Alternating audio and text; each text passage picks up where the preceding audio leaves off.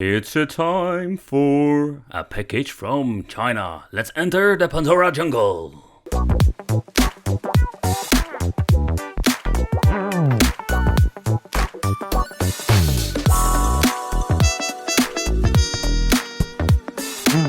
Welcome to the Wicked Gamer and Collector. It's time for the Pandora jungle, and the reason why I'm calling it this is because there are so many Pandora Games box or game box systems out there that is just one big Pandora gigantic jungle. But in this video we are going to take a close look at the Pandora Games 3D Plus Edition. Yes, there is an approved version, or I'm believing it is. But nevertheless, let's take a close look at it and what are we going to get with this 2-player edition. So keep in mind there are many different form factors. This is just the basic version that you can get with the basic peripherals, because there are quite some different versions out there. So we're having the power supply. This is just a basic power supply we're going to get. It also depends where you're buying it, because there are quite some different versions. We're having a thin, or is it a flat HDMI cable, very long one, and a basic VGA cable. So this is what you're going to get with this Pandora box version, and also it can be a little bit different depending where you buy it. So what I really mentioned, that with the Pandora box there are quite some different form factors out there, and that also includes with the layout, the way the buttons are assembled, and what kind of joystick we're going to get. This is more like our Samba clone, and most of the time you're going to get these fake Samba buttons. They are not really bad, but it will give you a decent experience. Here at the top we're having the coin and the start button. At player 2 we're having the same layout, only the minor difference is that we don't have a coin button, we're having the pause button. When you're pressing the pause button, here we're going to get ourselves the quick load, quick save menu. And what you really need to know about this menu, that it doesn't pop up with every single game. Some arcade game doesn't support it, but most of the 8-bit, 16-bit stuff has it. And it works quite well. Saving and loading takes a little bit of time when you're doing it, but sadly we're only having one slot. Alright, so let's take a close look inside, because there are some differences between all the Pandora's boxes. To begin with, this is just a basic cable tree that plugs into the main board and goes straight into the button and the joysticks.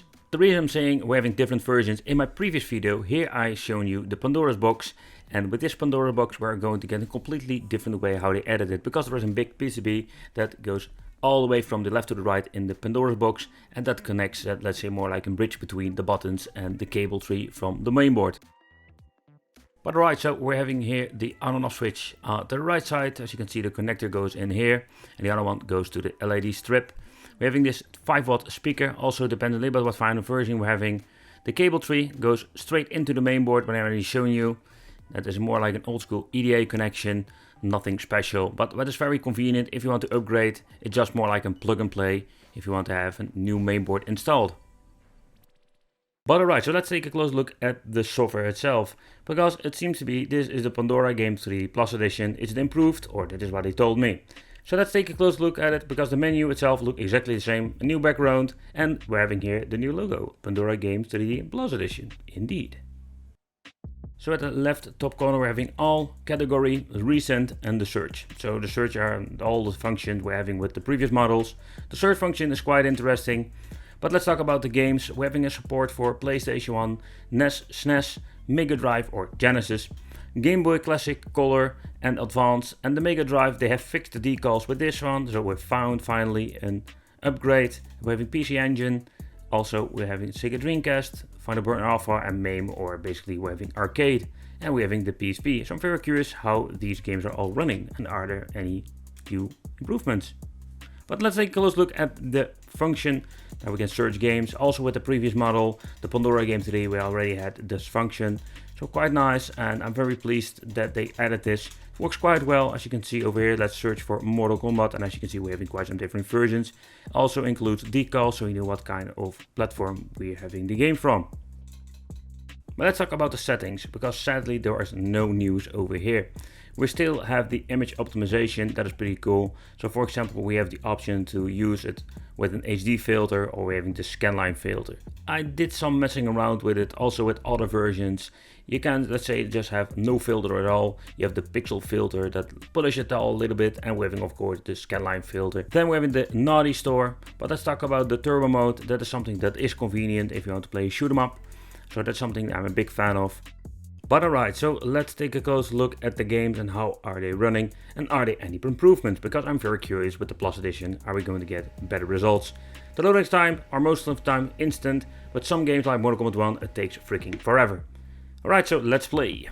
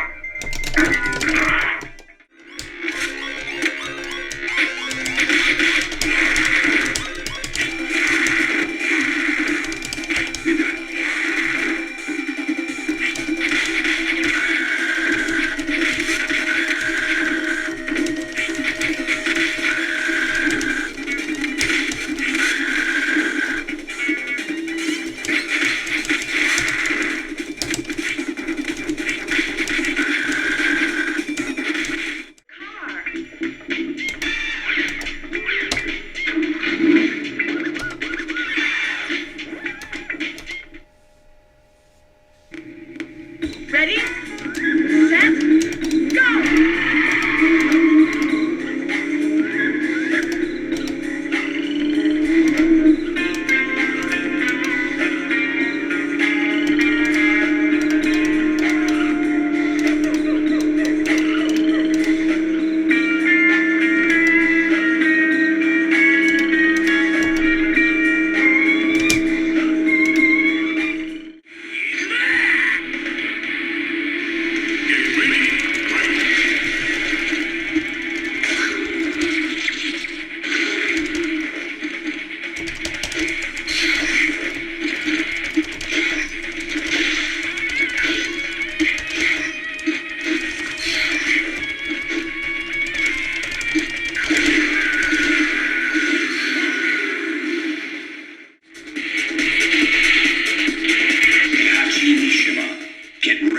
Next battle.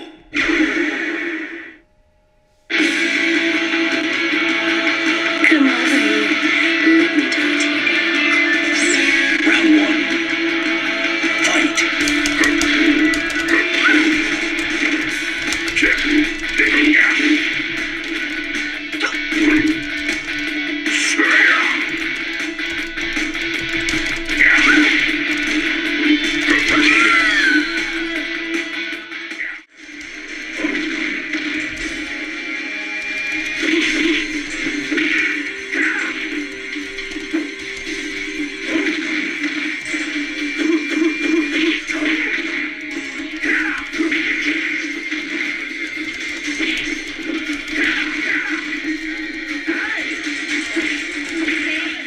So the first thing I did notice with Sega Dreamcast, you can see the lines in the character, so this means they didn't fix it at all. So it still suffers from the same issues like the previous model. I do like the speed of the game, it's not bad at all.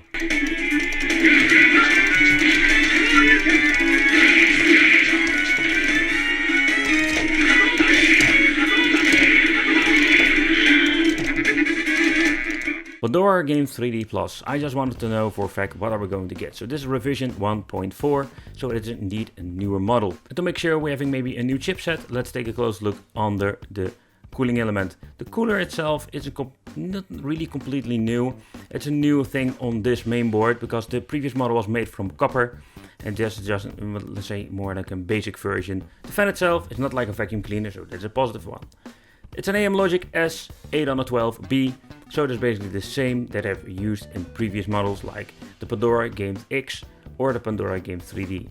Alright, so here at the right side we're having 4 chips in total, if I'm saying it correctly, it's 2 GB of RAM. What I understand that this is exactly the same RAM with like the previous models, but we're going to compare in the future.